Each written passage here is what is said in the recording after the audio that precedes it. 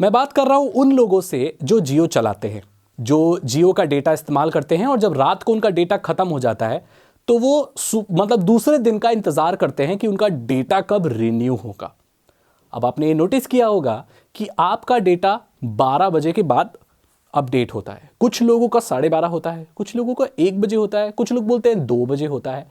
जियो कहता है कि आपका जो डेटा है वो रात के 12 बजे से लेकर 2 बजे के बीच में रिन्यू होता है।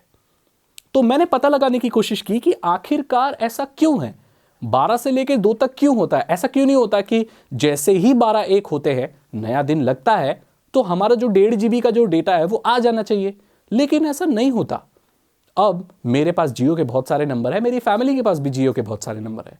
मैंने हर जियो के नंबर में कॉल की कस्टमर केयर को और पता लगाया कि मेरा जो डेटा है वो एग्जैक्ट कितने बजे रिन्यू होता है।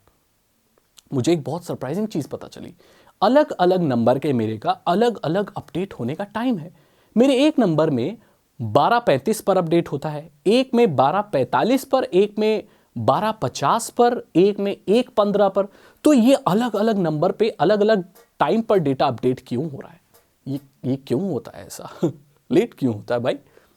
तो इसका आंसर मैं आपको देना चाहता हूं। हालांकि जियो की तरफ से कोई भी ऑफिशियल स्टेटमेंट नहीं है कि ऐसा क्यों होता है। वो लोग सिर्फ ये बोलते हैं 12 से 2 होता है। लेकिन मैं अपने एक्सपीरियंस से बता सकता हूं कि देखो भाई, जियो के कस्टमर 10-12 तो है नहीं, लाखों करोड़ों में, मतलब बहुत सारे लोग इस्तेमाल करते हैं जियो। आजकल तो एक एक इंसान के पास 4-4 जियो के नंबर है। जैसे मैं अपना भी एग्जाम्पल दे सकता हूं, मेरे घर में बहुत सारे जियो के नंबर है और मैं खुद भी जियो के, मेरे पास काफ़ी सिम है जो मैंने अपने आईडी से खरीदे या पापा की आईडी से खरीदे या अपने रिलेटिव की आईडी से खरीदे हुए मेरे पास हैं, मतलब सिम है। तो इसी हिसाब से देखा जाए तो बहुत होते हैं यार सिम। सबका डेटा 12 बजे के बाद ही अपडेट होना है। तो भाई मुझे यह लगता है कि कंपनी के पास इस हिसाब से मशीनरी इंफ्रास्ट्रक्चर नहीं है या कंप्यूटर्स कुछ इस तरीके से काम नहीं कर पाते कि वो एक साथ सभी लोगों का डेटा अपडेट कर दे। उसमें भी अलग अलग केसेस हो सकते हैं, अलग अलग सेशन चल रहे हो, अलग अलग चीज हो, बहुत सारी चीजें होती है। तो क्या होता है मैं बताता हूं। 12 बजे से डेटा रिन्यू होने का सिलसिला शुरू होता है रात को, और जियो के जो कंप्यूटर्स है, अब ये मैनुअली नहीं होता होगा, मेरे ख्याल से ये ऑटोमेटिकली होता होगा जिस तरह के कंप्यूटर्स वो लोग इस्तेमाल करते हैं। तो भाई कंप्यूटर को क्या करना है कि जितने भी जियो के सब्सक्राइबर्स हैं उन सबका डेटा रिन्यू करना है, या उनका प्लान खत्म हो गया तो भाई ये घोषित करना है कि भाई आपका प्लान खत्म हो गया है, आज के बाद आपका नहीं चलेगा, आप रिचार्ज कराओ, ठीक है। या स्पीड वो लोग जैसे कम कर देते हैं, ग्रेस पीरियड जो भी मिलता है। तो इसमें क्या है, हर मिनट में एक बैच रिन्यू होता है। जी हां, जितने भी जियो के यूजर्स हैं उनको अलग बैचेस में बांट दिया जाता है। अब किस किस बेसिस पर यह बांटा जाता है ये कोई नहीं बता सकता, जियो वाले ही बता सकते हैं। लेकिन उन सब नंबर्स को बैचेस में बांट दिया जाता है और हर एक मिनट पे एक बैच का जो डेटा है वो रिन्यू होता है। और यह सिलसिला 2 बजे तक चलता है और 2 बजे तक खत्म होते होते, जैसे ही 2 बजते हैं, पूरी दुनिया में या पूरी इंडिया में जितने भी जियो के सब्सक्राइबर्स हैं उनका डेटा रिन्यू हो जाता है, उनका प्लान एक्सपायर हो जाता है, या उनका अपकमिंग कोई दूसरा प्लान होता है वो चढ़ जाता है और वो चलना शुरू हो जाता है, आपको डेटा मिल जाता है। इसीलिए सबके रिन्यू होने की जो टाइम है वो अलग अलग है। आप कौन से टाइम स्लॉट पे आते हो ये कंप्यूटर डिसाइड करता है, और अगेन किस बेसिस पर डिसाइड करता है इसके बारे में कोई जानकारी नहीं है। हालांकि ये बैचेस के हिसाब से करता भी है या नहीं इसके बारे में भी कोई जानकारी नहीं है। ये मैं बस अपने एक्सपीरियंस के हिसाब से बता रहा हूं, या जिस हिसाब से कंप्यूटर काम करते हैं। जब भी कंप्यूटर को कोई बड़ा डेटा हैंडल करना होता है, या इंसानी दिमाग को भी जब कोई बहुत बड़ा डेटा हैंडल करना होता है, तो उसे अलग अलग बैचेस में बांट देते हैं।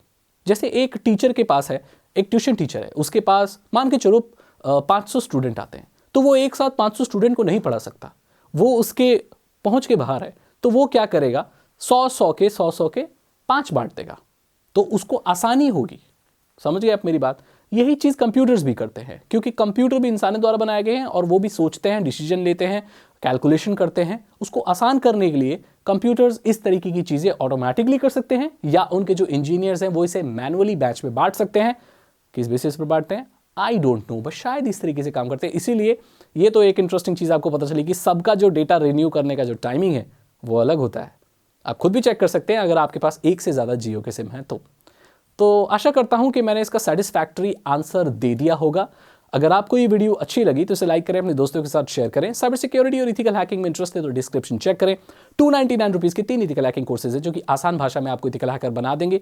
अगर आप जानना चाहते हैं कि ये जो हैकर्स होते हैं ये किस तरीके से हैकिंग करते हैं, आपको हैकिंग से कैसे बचना चाहिए और ये चीज़ें क्या होती हैं, क्या ये कोई जादू होता है, ये लोग कंप्यूटर के साथ कैसे ऐसा कुछ कर लेते हैं कि किसी का भी डेटा किसी के पास भी चला जाता है, ये लोग ऐसा क्या जानते हैं जो आप नहीं जानते। अगर आप ये चीज़ सीखना चाहते हैं तो आप डिस्क्रिप्शन में जाकर मेरे इथिकल हैकिंग कोर्सेज को खरीद सकते हैं। सिर्फ 299 रुपीज़ में हिंदी लैंग्वेज में प्रैक्टिकल करके आसान भाषा में आपको सिखाया हुआ है। हम जाके ज़रूर चेक कीजिए, सीखिए। चैनल को सब्सक्राइब कीजिए, बेल आइकन को प्रेस कीजिए, ये बिल्कुल फ्री है, इसके लिए कोई भी पैसे देने की जरूरत नहीं है। सब्सक्राइब तो फ्री कर सकते हो यार, अगर नहीं किया है तो अभी कर दो ना, बटन दबाना है सिर्फ और बेल आइकन को प्रेस करना है। और अगर मुझसे और ज़्यादा जुड़ना चाहते हो तो आप मुझे इंस्टाग्राम पे फॉलो कर सकते हो। 60,000 फॉलोअर्स हो चुके हैं मेरे और मैं आपका वेलकम करने के लिए तैयार हूँ अगर आप नए ज्वाइन होते हैं वहाँ पर। तो मैं मिलता हूँ आपसे अगली वीडियो में। Thank you so much and good bye.